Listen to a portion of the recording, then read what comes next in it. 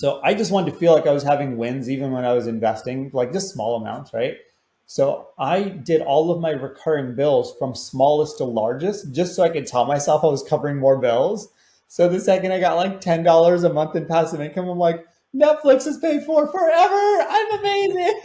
You know what I mean? If you're starting out or you're in the younger stages, just to feel like you're getting wins may not be a bad idea to go smallest to largest instead of like, I want to cover my mortgage. Just so you have emotional momentum, I think it goes a long way for me, at least psychologically. So it's a marathon. So your head stays in the game long enough so you can be there for the big payoff.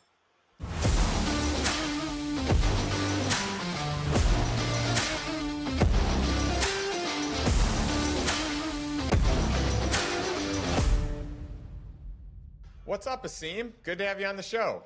What's up, Justin? Hey, this has been a long time coming. You and I have been friends for just years and years and years. I mean, well over a decade. And you're a member of the Lifestyle Investor Mastermind. So I want to highlight some of the cool things that you've been part of. But moreover than that, I want to tell your story and all the cool things that you've been able to discover, experience, create in a way that may be helpful and useful to our audience. Yeah, let's rock. I'm excited Yeah, to be so on here. I'm excited to get a chance to, I mean, just even have a conversation back and forth with you always adds value in my world. So I'm happy to be on. Well, I appreciate it. Well, you're one of the unique people that prior to the Lifestyle Investor Mastermind ever being what it is, you and I had a coaching relationship. And so, there weren't too many people that I, did formal one-on-one coaching with. And so it's fun, that we have that history. We have the history of the mastermind, but I also have this, I want to call it front row seat to like all the cool things you've been up to the businesses that you started, to some epic experiences, but also some epic blunders in the world of business and all the crazy stuff that goes on that is totally unpredictable, right? Absolutely. It's been crazy. And it's interesting. I was actually just talking to somebody about the coaching relationship we had and a few other coaching relationships I've had. They were considering coaching or paying for something. And they asked me like, hey, is blank coaching going to be worth it? And I remember thinking that's such an interesting question because when I was considering having coaching, whether it was masterminds, et cetera, one of the things that I wrote down is, can I make an ROI this year? Yes, no, maybe. I don't know what the answer is, but I just caught myself thinking the lifetime value of coaching is insane, right? Because most people are like, hey, when am I going to make this money back this year? It's like, sure, that's fine. That's a fantastic goal. And if you can, then that's amazing. But if you just look at a 1% increase in income or a 2% decrease in taxes or whatever, or 2% decrease in expenses that you get to hang on to for your life, it's wild, let alone you being able to pass it down to people that you know and love. It's like the return for me has always been like near infinite when I do the calculation of what's the lifetime value of said coaching relationship, you know? Well, I think you're very unique in the way that you look at it. And I wish more people looked at it that way, that instead of looking in these small little moments here and there, yeah, what's the lifetime value? Because you learn something anywhere, whether it be from coaching, a mastermind, a book, a podcast, or whatever. You learn something, you can take action on it right there. But that's the gift that keeps giving, because you can use that same information for the rest of your life. And so that's why I'm also such a huge proponent of that. And that's also why I'm part of so many masterminds, is that I know that the lifetime value of the dollars I'm investing in myself will have a return. Sometimes it's immediate, and sometimes you can see it and you can feel it and it's tangible, right? It's a linear transaction. But sometimes it's a little more esoteric. Sometimes it's not immediate. Sometimes it compounds kind of in a hidden place. And then all of a sudden, years later, you get this huge return on it. But I love the way you look at it long term, because it makes it easier for you to pull the trigger and say yes to investing in yourself. And Justin, it's so interesting, right? Because when you're on the back end of it, when you're on the payoff period, you're like, oh my gosh, of course. Like I was crazy for even like thinking that wouldn't be worth it. But I also get it. Like if you're strapped and you're like, oh, like I don't like, we've all been in those moments, right? But it's really interesting. It's almost like somebody who bought, a decent rental 30 years ago. They might have been strapped for cash, and now they're like, oh, that thing's like 700x in money or whatever it is. I'm silly for even considering it. So yeah, it's been good. Lots of great conversations. We were just talking about how one of those things makes it onto my notes, consistently still to this day. That was just a random conversation we had where you said, and I was having this weird, I don't know if it's guilt complex is the right word to use, but like I got to do more, I got to do more, I got to do more, I got to do more, and I got to figure out a way to do more for people and give more and more and more and more. And you're just like, hey, dude, like just pause for a second. I just want you to maybe consider that you said you don't owe anyone anything. And I was like, huh, that's interesting. Never really looked at it that way. And that simple thing has made it onto my notes section of my weekly review ever since then. And that was 3 years ago. And who knows, that might stay on there for the rest of my life. And you're like, what is just that one sentence alone? Like, how much value does that add? How much stress does it reduce for the rest of my life? It's pretty Yeah, wild. I love that you have a cadence of that. And by the way, that to me is just that lesson right there is really important because you're not on the hook to have to do it. But I love that there's the optionality to do it as often as you can, right? Like how can we add value as often as we can, but not feel obligated to it? Do it out of a place of joy, out of a place of service, out of a place of love.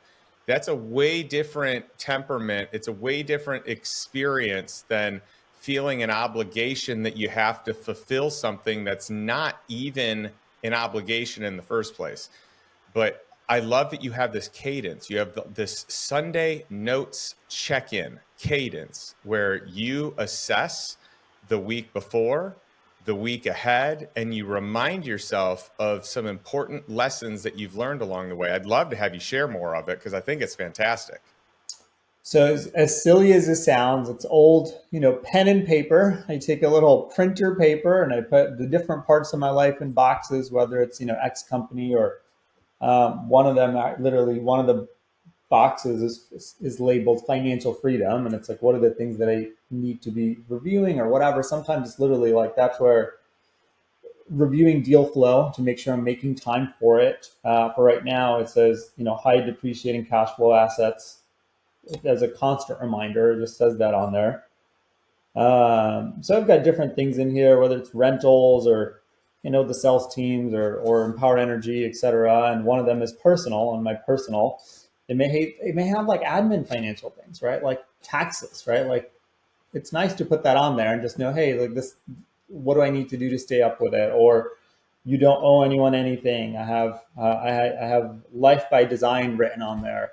I have Love 300 that one. calorie deficit written on there. It's like, hey, no, not a bad idea to stay healthy. I have the other note I have on there is 5 regrets of the dying. And these are just little notes for me. So even when I'm looking at the week, it's like, yes, there's things that we want to do and have to do, but some of these also put me in the right state of mind to keep record of all those things, right? The only entity that's undefeated in this world is like Father Time, right? So we're all Yeah. not going to be here at some point, and I think it's good to remind ourselves of some of those things. Well, I think that's awesome. And by the way, those things have led you to an incredible life. Those keys, those success principles, those weekly reminders that I assume you probably even look at more than weekly, but at a minimum weekly, right? You're thinking through this. You might think this is nuts. I make it weekly, but this like clipboard is like my holy grail. It goes with me everywhere. If I'm in a car ride, it goes with me. If I'm in a plane, it stays in my backpack. So it's on my desk at all times. Because some of these are reminders, but a lot of the other things are like things that need to get done. So there may be a business and there's like, what are the three biggest things this business needs? One of the questions I've tried to ask myself is if somebody acquired said business, what are the first three things they would do? Because they probably look at it from a lens, if I acquire, and then here's how we improve and increase future valuation. So like those big things end up here. So at the very least, sometimes I just get fog brained. I don't know about everyone else, but sometimes it's like, I think I'm supposed to be doing something. I have time. I don't know what exactly to do. And I just look at this thing and gets me working on a really high value project instead of it just getting taken up by mundane like email scrolling or whatever it is, just checking email for the sake of checking an email or doing a $10 an hour task or something like that, just because there's nothing else to do. So this thing stays with me at all times. I'll probably look at it 500 times a week, zero exaggeration. So that's powerful. And that right there, you had living life by design, but how do you ensure that you're doing that? You've got the intentionality around bringing this important piece of paper that is going to help you, instead of react to what's going on, proactively create what you want. And you've done that. You have worked your way out of the rat race. You, like most people, were in the rat race, and you were in the rat race at a high degree because you have had high paying jobs, careers, positions, but you were able to get out of it. And it took time. You were able to start a company, a solar company.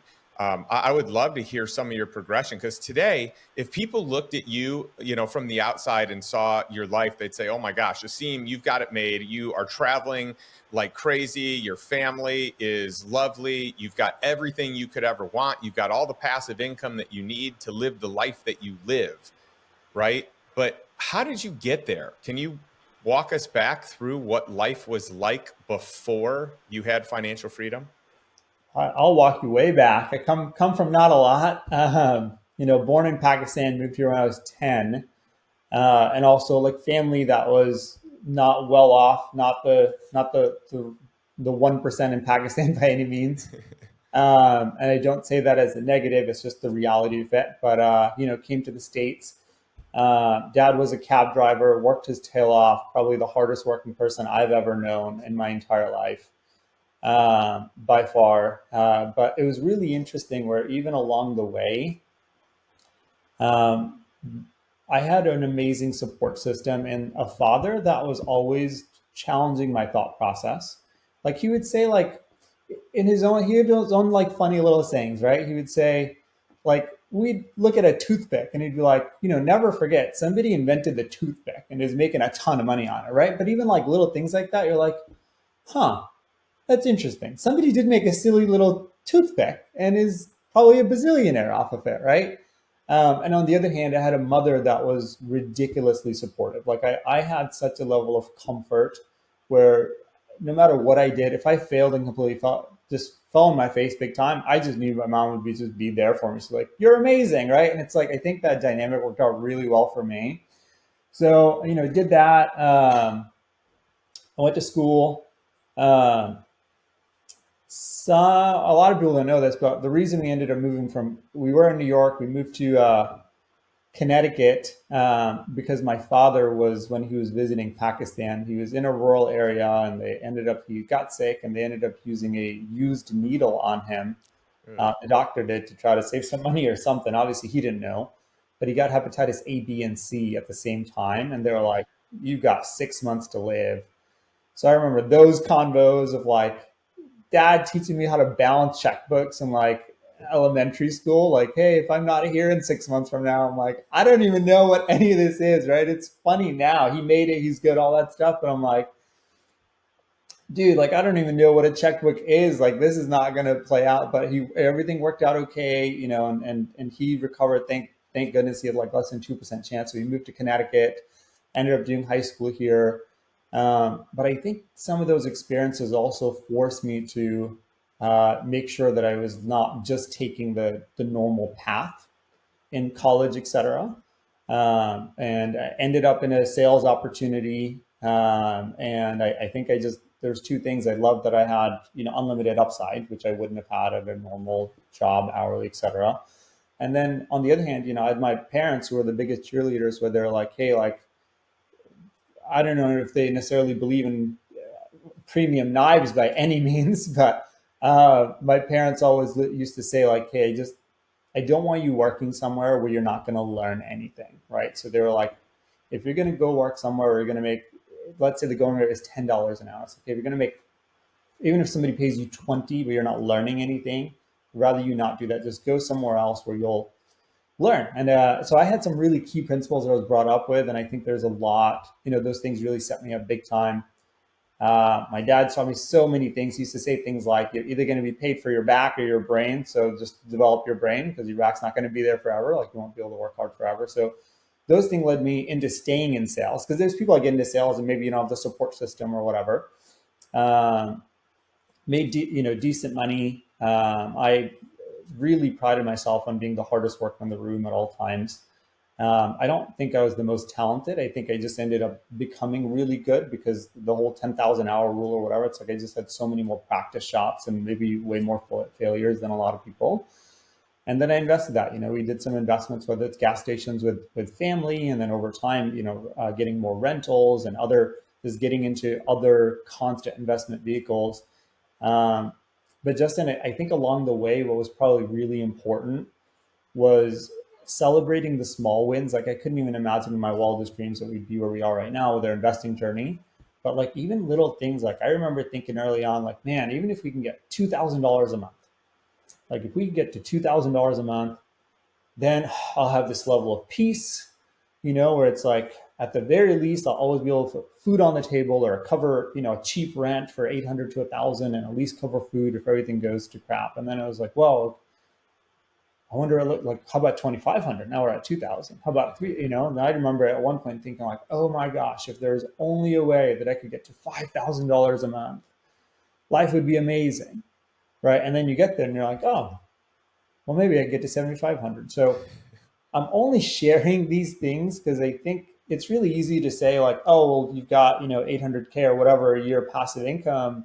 Now that's awesome, but like that's not like that is such an overwhelming number, or that's not where it started for me. So where it started for me was work really hard, take the income, buy passive income, but also combine that with low enough expectations of like how can I suppress my expenses down, and how can I slowly tick away. So like even if I could get to $2,000 a month expenses somehow and have $2,000 a month, I felt like I was financially free. I was like, worst case, everything goes to crap, I can move into a place like that and know I'm covered. So I think that like along the way, early stages part is probably a little bit harder when you see the big numbers. But I think that's really what allowed me to get there. Because once the things start snowballing, Justin, like emotionally, it's so easy, right? Like anyone can do that. Like a lot of people can say, like, oh, I went from like 100 grand to 200, 200, 300. I think it's the first 1,000, 2,000, 3,000, 4,000 a month. That like that's where you're really tested because you probably have the least means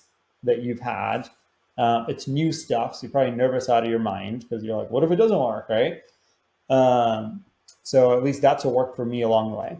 Yeah, and early on, you may not have the skill set to vet it, so maybe the nerves are really warranted. And if it goes wrong, it feels like the world has ended, when in all reality, it's just one of the smaller investments that over time you likely will make, right? But perspective's so important, and I like that you share just these little steps. I mean, when you get to your survival income, or an income that you can survive on, that is passive income, it creates such freedom just in the time and space that you're living in.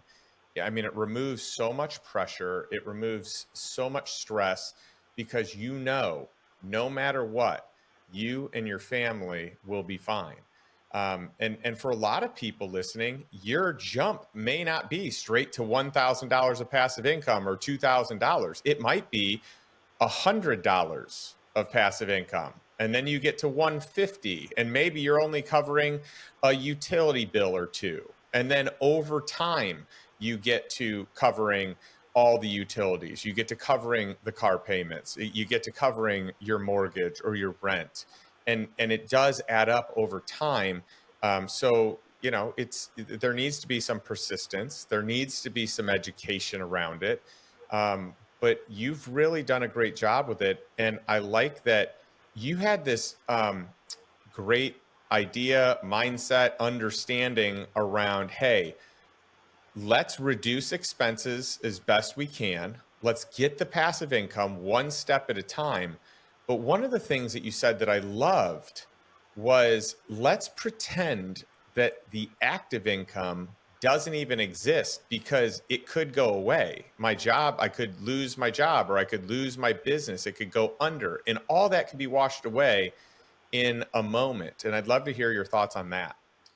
Yeah, I think, well, first of all, I think I graduated college around 2010. So I kind of saw buddies that had jobs lined up and, major in finance and how that can go away like that, and everyone talks about the stability of W-2 until you get fired and you have to get another job if there are some. Um, but it's really interesting. I don't even know if I've realized this until this podcast, but I'm really wondering how much of that like mentality came from me seeing my dad go through it, because he had a, consistent income, et cetera, et cetera, et cetera. And then I was like, here's a bomb. You've got have A, B, and C. You can't work because you have to go through. Now it's so easy to take these pills, but before it was the equivalent of doing chemotherapy. Like that's how tough it was. So like he couldn't really work. So it's so interesting. I genuinely have not connected dots until this podcast. Maybe that's where it's coming from, but that could happen to any of us, right? Like without things just come up in life. So the way I've tried to treat it, and obviously you can't treat it like that in the beginning when you have no cash flow, but I've just told myself like the money. So the way I've tried to say it is you've got your offense and defensive money. So your offense is how much you can generate. Your defense is how much you can, keep your expenses down. In the middle is your like financial freedom coupons, right? And then there's the offensive financial freedom and the defensive financial freedom. It's like, how do you create it and how do you make sure you don't lose money when you're investing, right? So, but the second category is where I wanted to live. The first category, like even if I made $500,000, it was like I saw people go crazy with their spending, and I was like, it doesn't feel like forever income. So I don't like forget taking on forever expenses like a crazy high mortgage that I don't know. Like we all like to think things are going to be great forever, but it's like the Warren Buffett thing, right? Like when things are good, people think they'll never be bad, and when they're bad, they think they'll never be good. And if you could just inverse that, you'll go a long way. So even when things are good, I caught myself asking myself, okay, what if we did have really hard times? Then what does it look like? So I think that was probably a really, really big part of it. And Justin, it's interesting. You mentioned the whole like little bills thing. I remember doing an exercise just because I wanted small wins. And I think I got that from Robin Sharma. He's got like a small win theory that he talks about. So I just wanted to feel like I was having wins even when I was investing, like just small amounts, right? So I did all of my recurring bills from smallest to largest just so I could tell myself I was covering more bills. So the second I got like $10 a month in passive income, I'm like, Netflix is paid for forever. I'm amazing. You know what I mean? Or like the second I got to like $70 and I'm like, oh, I never have to worry about a phone bill ever again. It's covered forever. So I think if you're starting out or you're in the younger stages, just to feel like you're getting wins may not be a bad idea to go smallest to largest instead of like, I want to cover my mortgage. Just so you have emotional momentum, I think it goes a long way for me, at least psychologically. It's a marathon. So you're still like, so your head stays in the game long enough so you can, be there for the big payoff. Yeah, no doubt. I mean, I love that, and I love that you celebrated even the $10 a month, the $9.99 subscription. Although today it's even more than that, I think. But the point is still the same. It's like, how do you tackle the small bills? How do you tackle the small obligations, if you will? And then you're just having this positive momentum from there. You've talked about a lot of things that have gone well and how you've chipped away and how mindset's been really important. And thank goodness for having an incredible dad that even though he may not have been as experienced as a businessman, he sure did teach you to think like one, which is really special and really rare. But you did start a business. You started a solar company, and there were seasons where the solar company went really well. And I'd say the majority of the time for you, it seems like it has gone really, really well. It's been a great season, a great economy for that business. Conversely, you've had a few times where you've been stiffed some pretty massive bills. And I think one or two of them to the tune of $500,000. I'd love to have you talk about that and how you were able to like resolve or rectify those situations. Yeah. So what's interesting is when I got into solar, I was considering doing something, and then I brought into a solar company as a CRO and helped them grow a ton. And um, obviously, that to give me certain tranches and bonuses, et cetera. And there came a time where they're like, "Hey, we're having trouble making payroll," and I was like, "Well, I'm not getting paid, but I also don't want to see all these people not getting paid." At that point, I had some passive income, a decent amount of passive income at least, where my bills were covered. So I was like, all right, well, listen, here's a check for me to keep this thing afloat, to make sure all the sales reps and everyone gets paid. A month later, it's like, oh, we can't pay them again. It's like, well, this just seems weird. And then a couple of months go by, and I'm the guy that's maybe like loyal to a fault. I don't know. Like I'm the optimist, it's like the biggest strength and I guess the biggest weakness. And I'm like, oh, like we'll turn around, like whatever, who cares? And I'll be fine. Just forget, don't worry about paying me for now, right? Push came to shove. I looked at it. I was owed like $500,000. Everyone else was owed a bunch of money, and the company had no way out. So they're going to be going under. And with a company goes under, you're not going to be able to recover those losses. So Empower, who's the solar company, frankly, I don't know if I had any aspirations of starting any company. So let's just make sure that's loud and clear. It was purely because I was sitting there saying, what do we do? And I had a bunch of people that were like, hey, man, like we follow you, we trust you, we're loyal to you, like all that stuff. How do we pay our bills? Like, I'm glad you got your bills covered, but like, how do we pay our bills? Do you have a way for us? And I was like, like, I don't know. Let me think about it. Let me talk to legal.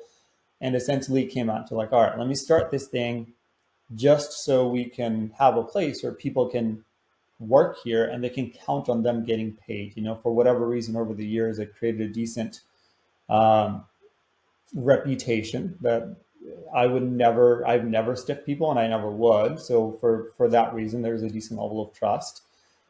And we started the solar company. We started a sales org. We were selling another company's contracts, similar to how some insurance brokerages do it. And then the installer that was supposed to be paying us, at one point they owed us $700,000, and I was like, "What?" And mind you, even in that transition, all the sales reps are owed money. I just wrote them checks out of my, put money into the business just to make them whole because I just felt so bad. They had families and lives and stuff. And then this other thing happens, and I'm like, I'm still paying people. I know you said solar is a great industry. I got to tell you, on the build side of it, it's one of the worst industries, one of the worst Oh, like margin industries there is. A lot of solar companies run on like a 4 to 5% EBITDA margin, which is hideous in the wow. construction world. That So the is, that's margins are rough. super squeezed, especially when you have electricians and you got electrical licenses and building stuff happening, right? So for that reason, the industry actually over the last 2 years has lost like 30 to 40% of the companies have gone out of business. So it's Wow. really tight margins as it is. Let alone now you've got like I got no margins, and then we're out another 600,000, 700,000. We file a lawsuit, we win a judgment, the company files bankruptcy. Oh, Doesn't really stings the first time it happens, but you start like questioning your soul after the second time it happens within 12 months. You're like, what in the world? And I love my wife, she's amazing, right? And she's literally looking at me like, hey, you just keep pouring money into stuff. Like, if you just use the time just to like sell, you could probably make more money and have way less headache. And it's like, I get it completely. And that's probably what I would do if I didn't have all these people looking up to me saying, hey, like, what do we do? So yeah, so we so we worked through that. We got to a point where we just said, hey, we're going to control all the financials and have direct relationships with financiers, et cetera, which is a massive uplift. But ever since we controlled the money, we have, thank God, had very little issues, or that we're having the same issues that everyone else in the industry is having. And I have people call me all the time. They're like, oh my God, we're going to get some really crazy headwinds. And I'm like, dude, these headwinds are a joke. At least I know I'm getting paid. Like, what are you talking about headwinds? Like, it's harder to get customers. Like, okay, big deal. Like equipment pricing went up. So the running joke in the industry is whenever my distributor then calls me, I say, I don't mind obstacles. I actually love them because as long as they're for everyone, if they're for the entire industry, I feel like we're way better equipped than everyone else to handle them. So we'll pick up even more market share.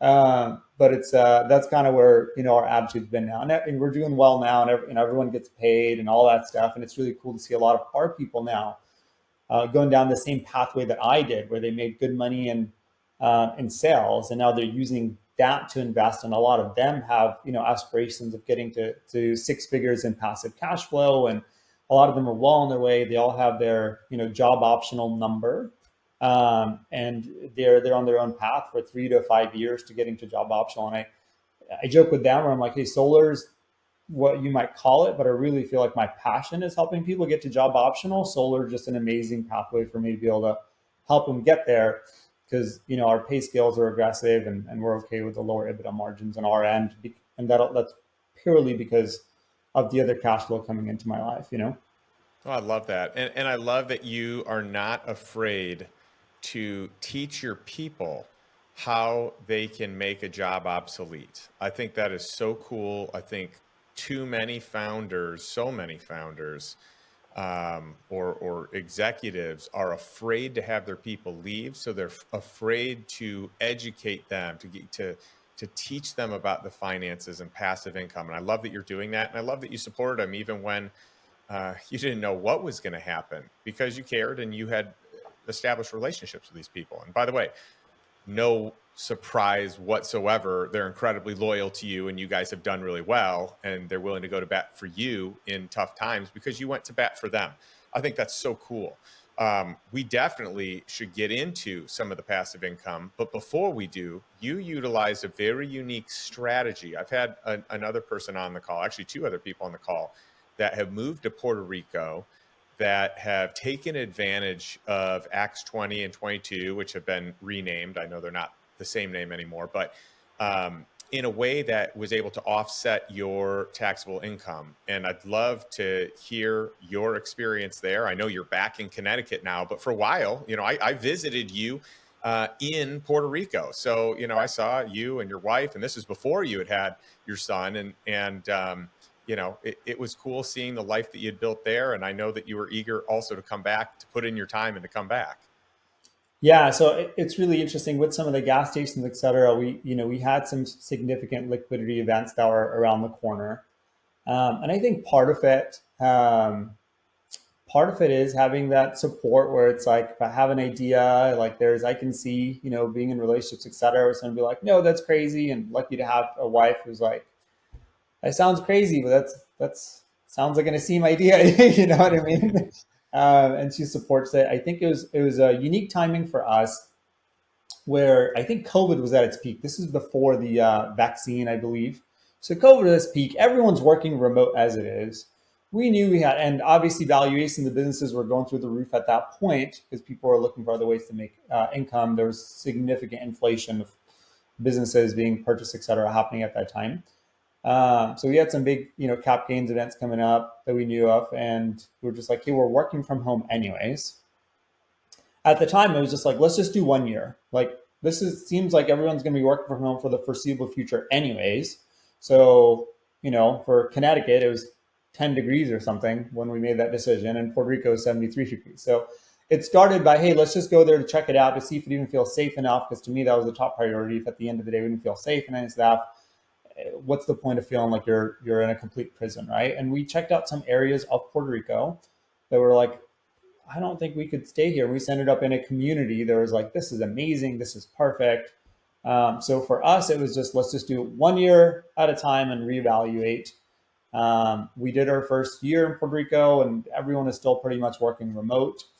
And then halfway through our second year, or maybe within that second year, Nicole's pregnant, and then we had our son. And I clearly remember, Justin, the second he was born, within 4 or 5 days of that, I was like, I'm not doing Puerto Rico anymore. I was like, I'm not doing it, because there's so many little moments in life you miss out on, and you're like, I don't know how many moments he's going to get with grandparents. I don't know how many little moments we're missing out on. And I also I love my time in Puerto Rico. It's beautiful, and we have a beautiful waterfront, condo that's absolutely from absolutely my dream beach house. If somebody was to say something of what I would have, again, list of things that you never think that you're going to have in your future when you're living in Brooklyn and just moved here from Pakistan, right? You're like, oh my gosh, that's what the Hiltons have or something, not that it's anything in scale of Paris Hilton, but I'm just saying, for me, that's how far it felt, at the time.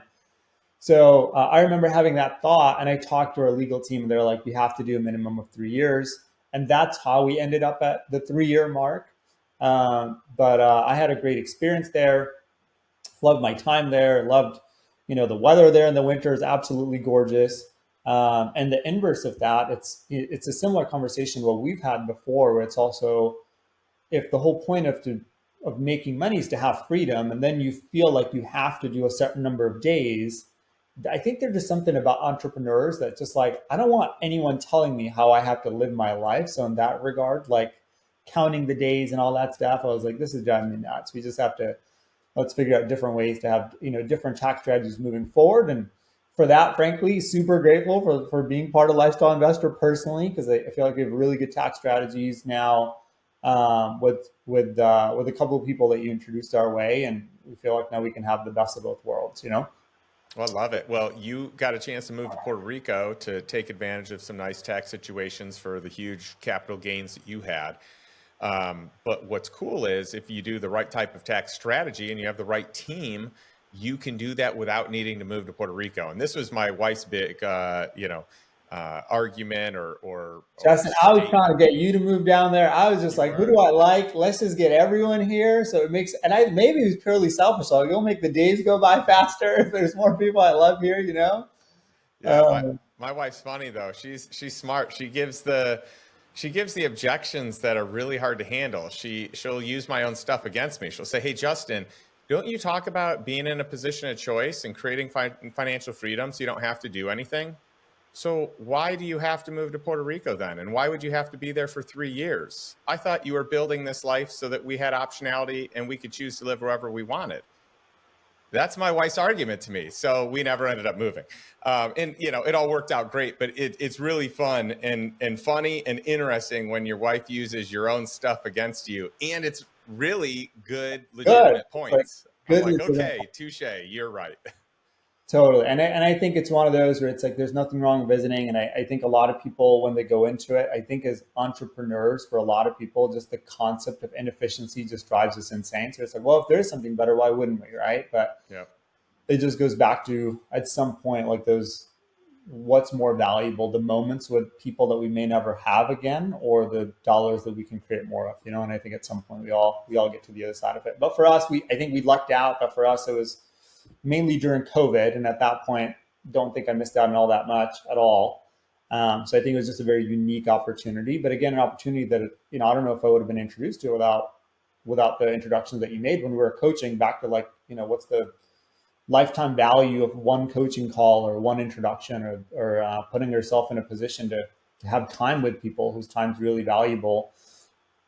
I jokingly told some of my guys, because they've asked me about coaching, and I'm like, listen, if you want a cheap coach, the reality is, like, they're probably not a very good coach.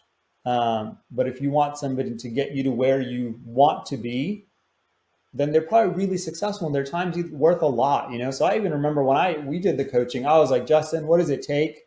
Because I was just sitting there like, here's the budgets, here's what I could do. But I was like, dude, you can condense the time you give me. You can call me during your walks, whatever. Because I also knew it was like, this guy is job optional. So he does not have to take my calls. Like, him taking a call with me, even if he charges me X amount, right? Like, even if you charge me 10 grand for the hour, the reality is, with your passive income, you have an infinite return on your time. So even 10,000 doesn't match up to it, right? So that's why I was like, bro, call me if you're walking. I'll take those calls. Like, just double dip on your time, whatever, right? But we had a unique opportunity popped up with COVID, but also, like, had invested in the right network and the coaching, where it was like, hey, here's one where we can capitalize on this with a few different things coming together. Well, it's great that we had the time that we had because I mean the truth is I don't coach hardly ever at all anymore because I think the value of the mastermind just dwarfs one-on-one coaching. You move from like an old archaic bank like system where you have a central bank that has to approve everything that these other banks want to a blockchain system where you have easy access to any member at any time, collectively and individually. And so to me, that's where you're really accelerating growth and accelerating everything. So, once the Lifestyle Investor rolled out, I really scaled back coaching to virtually non-existent. But it's really fun because you've been one of our earliest members, an OG in the community. You were part of the community before it was officially even named what it was named, which is fun. And so I'd love to hear some of your thoughts and perspective around the value that you've gained, why you're still here, why you keep renewing, why it's been able to. And in your case, I feel like there's been a lot of mindset shifts from like scarcity, which you and I both had programmed into us a bit from our parents, to abundance in living a different life and living one that is very thriving and very full of epic experiences. Yeah, I think, Justin, the reality is we've all heard the whole adage, if you're the average of the five people you hang out with most, right? But if you're in the 1% or you're aspiring to get into the 1%, that means 99 out of 100 people around you are the wrong people. So one of the things I remember thinking is, even if somebody just plucked out the one percenters and they said, hey, if you had a group of one percenters or people that are aspiring to, or I mean, gosh, there's people in the community that are well beyond the 1%, right? So we're like, hey, I could put them all in one room for you to be able to ask them questions, for you to be able to hang out with them in the 2 day event. Like, yes, the content is amazing, but just like being around them, is that worth it?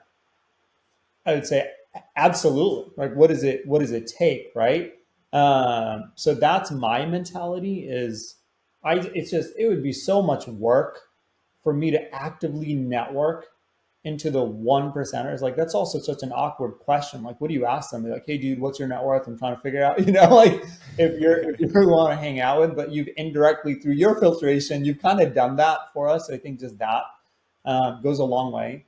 And then what also helps is being able to have access to these people, and then we can ask them things like, "Hey, who do you use for your accounting, right? Like, what do you think of a whole life policy? What are your thoughts on this whole life policy versus this Guardian whole life policy?" And you get feedback from people that are farther ahead of you, and people that are working with people that are 3, 4, 5, 10 steps ahead of you, which also gives you confidence of like, yes, back to what I said earlier, the offensive lifestyle investing, and then the defense, at some point you got to start also thinking about how do you protect your assets. Are they because the more money you've got, the bigger target you got in your back, right? And it's like, these are, Yeah. Justin, these are not the questions that Asim, coming from Pakistan, was thinking. It's like, how am I going to protect wealth, right? It's like, just how do I even make money, right? So these are questions that I've never had to ask myself. So being able to talk to people that'll guide goes such a long way for me. Just the network alone is amazing. Me being able to reach out in the group and saying, hey, like, does anyone have recommendations for blank? That alone will go a long way. And I think some of these things, if somebody's a high net worth person, high income person, gosh, even a 1% reduction in taxes, like what I think it pays for itself if you're making enough money, or a 1% bump in revenue. Like, the percentages game gets insane, especially if somebody is higher net, or they're aspiring to get there so they can talk to people. And the community is amazing because everyone's like friendly. There's very little arrogance for the level of a resume. At the last event, I think I was just talking to somebody for like a couple of hours, right? And then I later found out like his accomplishments, and I was like, holy crud! Like, he was just so casual with me. We're just sitting there chopping it up in Austin, and it was great.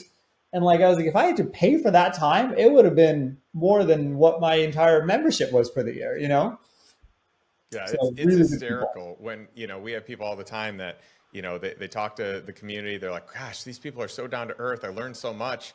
And I'm just cracking up because they have no clue that the people they're talking to are 9-figure guys and 9-figure women, and that they have this life and business experience that is often just light years ahead of, the general population, but you never know it in the way that they show up because of their humility, which is And I cool. think, Justin, sometimes like being around those people, they've often gone through their own version of adversities, just like you have, or I have, or whoever has, just in their own category, in their own field, right? And it's like, sometimes just being around those people helps you solidify your belief. Like, when I'm going through those adversities, or the big hits that we talked about, one of the concepts that kept me going through it is I kept telling myself, this is the moat to success. This is why most people can't. This is why most people are going to give up. This is where most people give up, that I keep going, right?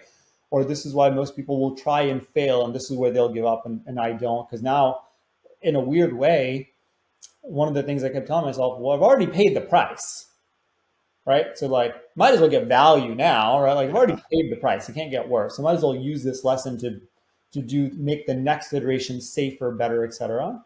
But when we talk to these people, that's for me also what solidifies like, oh, it is okay. Like, they also go through failure, but they just stuck through it, and they learned from those lessons and implemented. Hence, they're able to get to the other side of it. And then we don't meet people that get to the other side of things. Sometimes it's hard to keep going because most of our surroundings might be people that face adversity, things didn't go well, and they packed up shop.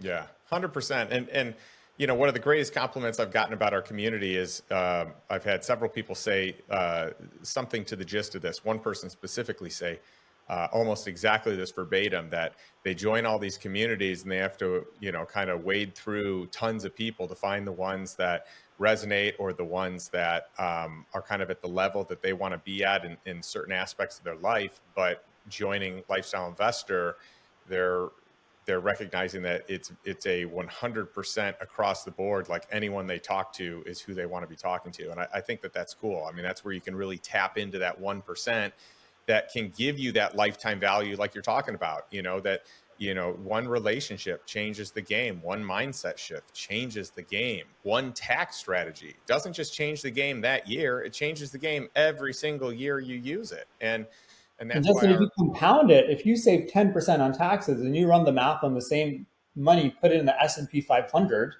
and what does that mean over 50 years? You're like, dude, that's, 10% savings in tax is a future 5 million bucks. So it's like, that's right. why are we sitting here nickel diming a good community, in my opinion, right? Or like, come on, but again, I think it comes from that lifetime value concept. Totally. And one of the things that I love is how you've applied this abundance in your life. You've applied, you know, because for me, I don't feel like I need more toys and materialistic things. Like I don't need possessions, but what I crave are experiences and relationships, and, you know, experiences with the people that matter most, especially doing things that I know that they could never do for themselves. And so that to me is really cool. And you just did something like this with your family. And I know your family's probably a lot like mine, where early on the vacations, if there even were vacations, were very minimal, super conservative from like a financial standpoint. But what's cool, like I've seen you do this, and I've seen many other members do this, where they kind of up level their game and their abundance, the way that they look, the way that they live based on the cash flow that they've been able to produce. And you posted something in our community that just made me smile so big. And it was this recent trip that you took with your family to Dubai, and just how epic of a trip it was, and the pictures and the experiences. And I'd love for you to just share maybe some of, you know, the way that you look at having the passive income to do incredible things like this. Yeah, and I think you did nail on the head. It is able to do it after build up passive income. I've definitely seen people try to do stuff before and then they just blow their money. There's a way to do some of these things on a budget while you're doing that for sure. But yeah, I think part of me is I lifetime value concepts, right? Same thing applied to my parents, not just my dad, but also my mom. I think it's been such an amazing combination of like just knowing that even if I could fall on my face completely in my head, and I might have made this up, I might have been thinking, oh, I might disappoint my dad, but I was like, mom's going to be there for the big old hug, telling me how amazing I am regardless, right? Like, and I think there's Yeah. something really neat about that. So she's been there, amazing, amazing, amazing for me and my self confidence and knowing that I'll support. But yeah, we did a trip to Dubai, and I was able to take my siblings, my wife, my son, and my parents. So we all went down there. We got a really cool Airbnb because we wanted to experience a lot of Dubai. For people that have been, they kind of know that there's stuff in towards the cities where everything is. Got a chance to take my mom. She's very religious. We got a chance to take her to the coolest mosque I've ever been, which is the Grand Mosque in Abu Dhabi, and she loved that experience. And we were able to do all kinds of cool things. We did Miracle Garden. We got our own little private tour guide guy with a van that was just ours for the entire week, so we could just go wherever we wanted, whenever we wanted, type thing, and that was awesome. The guard just Dubai plug. The garden in Dubai is, I think it's called Miracle Garden. The One of the best things to go to. Museum of the Future also very cool, but I'm telling you, there's nothing like that garden that you'll ever experience. So we did all that, and then we also booked another week or so at the Atlantis with different rooms, which frankly wasn't even like as much fun because my family just likes like huddling together in Airbnbs and stuff. But it was more like I know my parents like, and they're doing well now. So let's not get it twisted. It's not like they're not doing like well. They're not doing bad by any means. but I still know the way they're conditioned. They just would not splurge on themselves, even if they can. So just like watching them have those experiences. I remember like signing up for every excursion we could find, right? And like paying for the pictures after, even though we're getting ripped off. I'm like, we're getting all the pictures. We're not doing this like crazy thing. We're like, oh, this guy's charging $300 for pictures, you know? So we had an amazing time, but and then my siblings being able to be there, just like those little moments, I think are so special. And the point wasn't to buy, and the point wasn't the dollars. I think the point was just continuing to have those little moments and memories, because there's things that we're able to do today that we may not be able to do in the future, whether it's because of health reasons, of loved ones, whether it's because circumstances change. You know, like there's just happened to be perfect timing where my siblings could get time, my parents could get time. You know, it's not like we wouldn't have been able to do the same trip a year early because our kiddo would have been too young. So they're just those moments you're like, let's capitalize on them while we have them. One of the questions I do catch myself asking myself a lot, and you know, we do this together with my wife, is what are things we get to do right now or over the next 3 to 4 years that we might not ever get a chance to do again. And there's things on That's there good. like if you really want to snorkel the Great Barrier Reef, I don't, I can't even swim. But if she wants to, it's like, do it now while it's still there because it's slowly eroding away, right? So there's what are those things on your list? And then that's a superficial level, the Great Barrier Reef, but like, who are the people in our lives that are here right now that there's no guarantee they're going to be there, or a lower and lower probability every year that goes by that they may be there in the future that we could do those things with. So for me, I take the passive income. I've got the, you know, for me, it's 30, put 33% aside for taxes. Not that I want to pay that kind of taxes, but I'd rather put it away and then have a lower bill and invest more, right? 33% for taxes, 33% for lifestyle, and then 33% for reinvesting. So even if I stop today, the snowball would just get bigger and bigger and bigger. But out of that 33%, I put aside almost like 10% towards experiences with others, like loved ones. And I think that's my way of giving back for like, hey, like, yeah, parents did sacrifice a lot. And I do think, you know, not trying to sound socialist at all here, but I do think there's a level of success where once it snowballs, you almost look back and you're like, this is way too easy. Like once you unlock it, you're like the rewards almost feel disproportionate. So I want to make sure I get a chance to bring other people along the way to experience this stuff instead of just like a me, because I think there is a level of like our communities, our loved ones, like people that are there for us when they didn't know all these cool things going to happen, or we're going back and rewarding them. So did another cool thing. I think I recently. So my dad is a massive cricket fan, huge cricket fan. Grew up playing cricket. It's just a Pakistan thing. I watch it a decent amount too. He's never been to an international game ever. He's Wow. never been to like a crazy game. So we just talk about things lining up. I just saw tickets go on sale. It just so happens that the World Cup of cricket is happening in the US this summer. And one of the games, the biggest game in the cricketing world, is Pakistan versus India. It's just a massive rivalry that happens, let alone a World Cup game for Pakistan, India. I was like, this is happening and they're going to have that game in the US. I was like, I'm buying these tickets, right? And I called up mom. I was like, Mom, do you feel like going to a cricket game? She's like, sure. I'm like, okay, book that. Called up my siblings, like, you feel like going to a cricket game on this day? They're like, sure. They have no idea how much the friggin' tickets were. But I buy all these tickets.